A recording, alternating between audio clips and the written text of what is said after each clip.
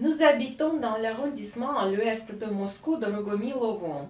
Ici, il n'y a que la circulation trop animée sur l'avenue Kutuzov, mais aussi une odeur assez désagréable de l'essence comme le fioul ou d'une autre substance nuisible apparaît à l'air. Écocide se compose de l'empoisonnement de l'atmosphère et des ressources en eau. Depuis déjà 3 mois, aujourd'hui nous avons déjà le décembre 2020 année, les habitants de l'arrondissement à l'ouest de Moscou sentent et bien sûr inspirent cette odeur désagréable d'une essence nuisible pour la santé, qui devient plus intensive vers la soirée et la nuit. C'est parce qu'il est difficile de dormir, une douleur dans les yeux apparaît, l'état de santé devient pire, il y a mal à la tête, on sent la faiblesse totale. Tous les objets situés dans les balcons et dans les chambres des appartements étaient alimentés par cette odeur inflammable. Il est sans aucun doute dangereux pour la vie des gens. Il y a des cas que les habitants de l'arrondissement à l'ouest de Moscou n'ont pas pu dormir en sentant et respirant cette odeur dans l'air. L'air à Moscou est déjà contaminé par des dioxydes, donc il y a encore de l'odeur supplémentaire. Cela n'existe ni à Paris, la capitale de la France, ni à Madrid, la capitale de l'Espagne, et les habitants se sentent bien. Les habitants des maisons sur les rues de Kiev, l'avenue Kutuzov, le chemin de réserve, rue des étudiants, rue de l'amont des adieux de l'arrondissement à l'ouest de Moscou, ont écrit plusieurs fois au département de l'environnement et de la protection de l'environnement de Moscou, dirigé par M. Kulbachevski Anton Olegovitch, la demande d'identifier et d'enrayer cette source toxique, mais les réponses étaient seulement que la machine spéciale faisait des mesures à l'air. Pour l'amélioration de Moscou, en 2019, on a dépensé plus que coûte le monde de Crimée. 281 milliards de roubles du budget de la ville au titre de l'amélioration et le budget fédéral pour la construction du pont de Crimée a dépensé de 128 milliards de roubles. Mais combien on a dépensé pour améliorer l'environnement ?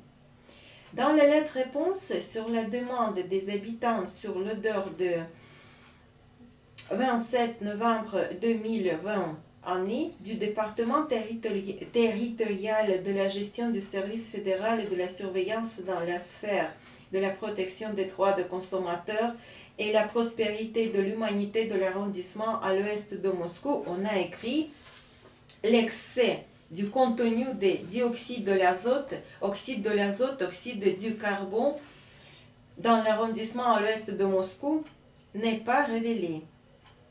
Est-ce qu'il n'existe pas d'autres substances toxiques qui sont dans l'air de Moscou?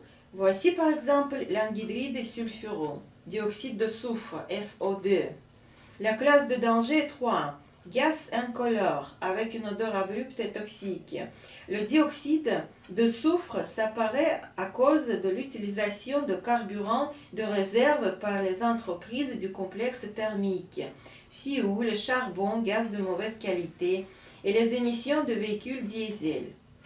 Dans les cas pas graves, l'intoxication par anhydride sulfureux cause la toux, le nez coulé, la larme, le sentiment de sèche dans la gorge, la disparition de la voix, la douleur à la poitrine.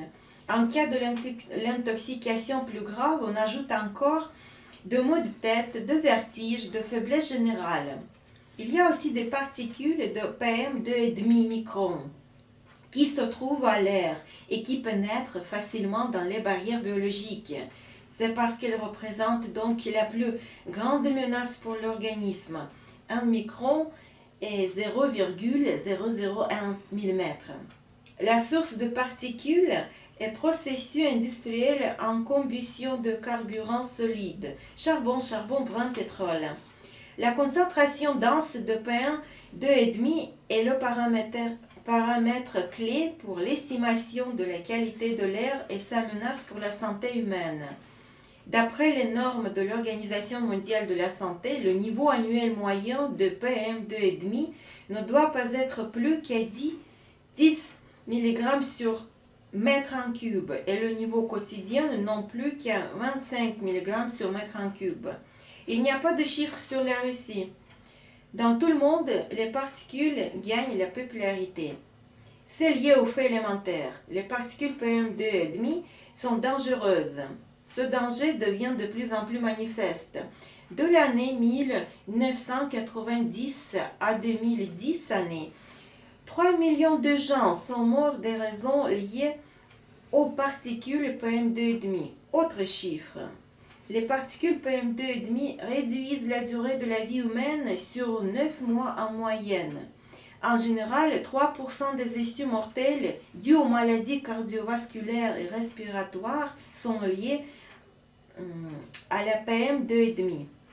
Et quelles sont les limites acceptables de la concentration des substances nuisibles à l'air? C'est-à-dire, quelle est la norme admissible de la concentration des substances toxiques dans l'air? Et peut-être qu'elles sont déjà obsolètes?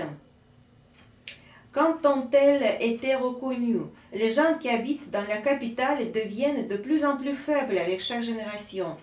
Qui a inventé qu'une telle norme pourrait être respirée par n'importe quel habitant de la capitale? Les gens ont une immunité et une santé différentes. Et la norme, d'après des limites acceptables des concentrations des particules PM2,5 microns, ne sont pas telles rigides en Russie qu'en Europe. En Europe, leur norme, selon des limites acceptables des concentrations, est 20. En Russie, la quantité quotidienne de la norme selon des limites acceptables des concentrations des particules PM2,5 est 35.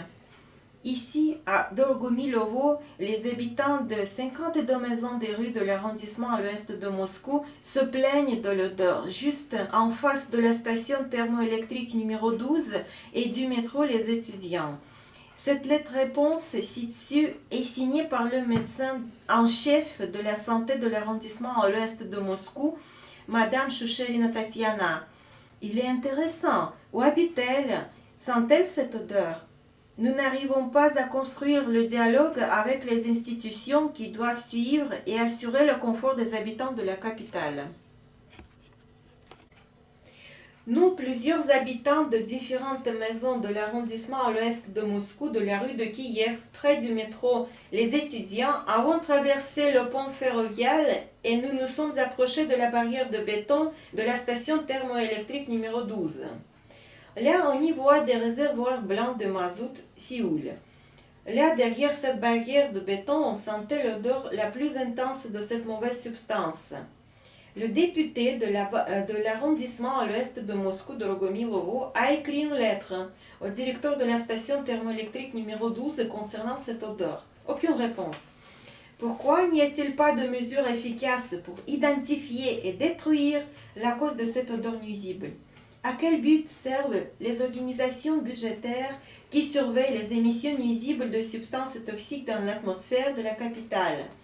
Les réponses dans leur lettre que les substances toxiques n'ont pas été détectées et leur concentration dans l'air ne dépasse pas les normes admissibles ne nous satisfont pas, les habitants de l'arrondissement à l'ouest de Moscou de Dorgomilovo. On ne peut pas dormir en respirant cette odeur tous les jours. On se sent mal, on se sent coupé dans les yeux le soir, etc.